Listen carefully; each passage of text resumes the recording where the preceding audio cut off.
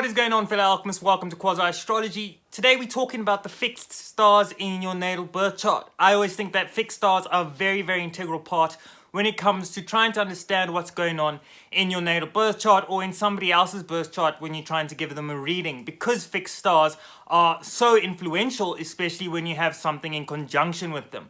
But firstly, I assume by now you're mostly all sitting in 2021, so Happy New Year's, and I really hope that this year is full of bounty rather than the restriction of it. So let's get into this one. It is the fixed stars in your natal birth chart.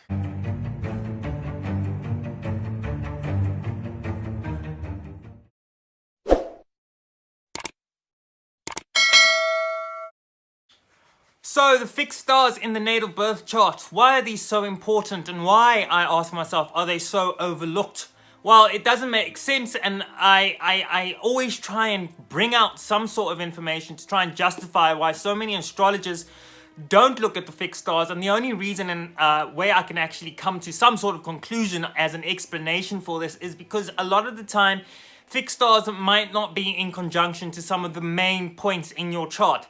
Now, these main points are your ascendant, your sun sign, your moon sign, and your midheaven.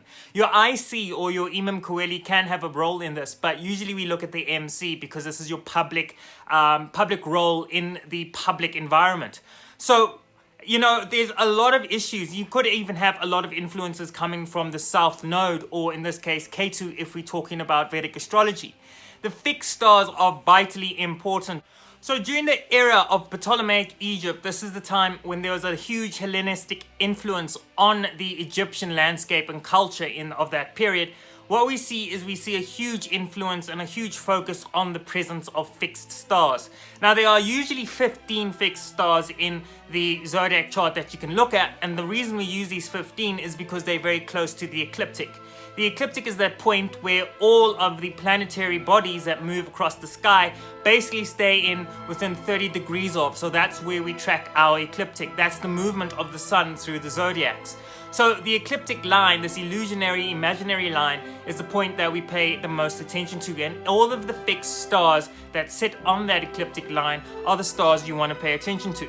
And so what these stars do in the birth chart, and why, again, I ask myself there's so little influence and so little focus on them, is that they really drum up the very nature and theme going on in that part of the chart, or in that part of your natal birth chart.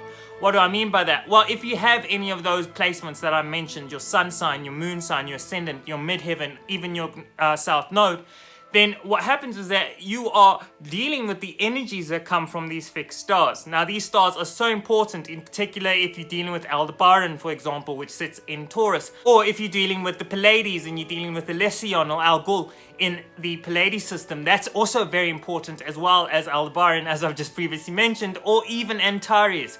You know, there's so many prominent stars in the chart that you need to look at, because they really drum up the theme of what is going on in your natal birth chart. But you also need to look at where in the natal birth chart, in regards to, are you using the star sign, because that will give you a very generic overview, or are you using your houses, your decans, or if you're using Vedic astrology, try and get into the nakshatras and the padas that apply and fold into those nakshatras to get a really accurate reading of what is going on with the fixed stars in your chart. Because, you know, you could have a very expansive, detailed chart reading, but if somebody excludes a conjunction, remember the conjunctions we use with fixed stars are usually in a 2-degree orb, and that might also contribute to why so many astrologers don't use fixed stars. But the thing is, what if you do have your midheaven, your ascendant, your sun sign in conjunction to one of these stars?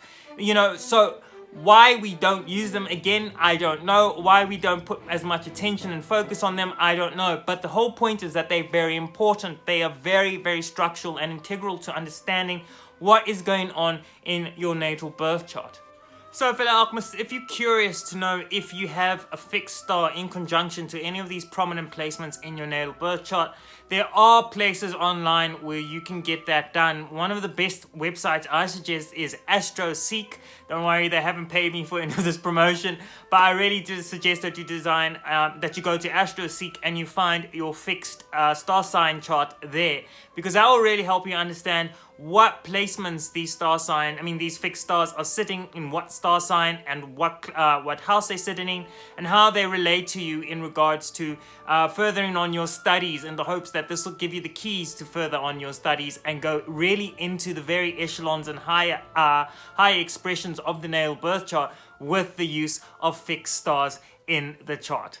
So fellow alchemists, I hope you really enjoyed that. Please don't forget to subscribe if you did. Drop a like down below. Go into the comment section down below if you're confused, if you have any questions. And I'll see you in the next one. When I get back to my Saturn through the houses, I'll be doing Saturn in the 6th house. So until then, take good care of yourself. Goodbye.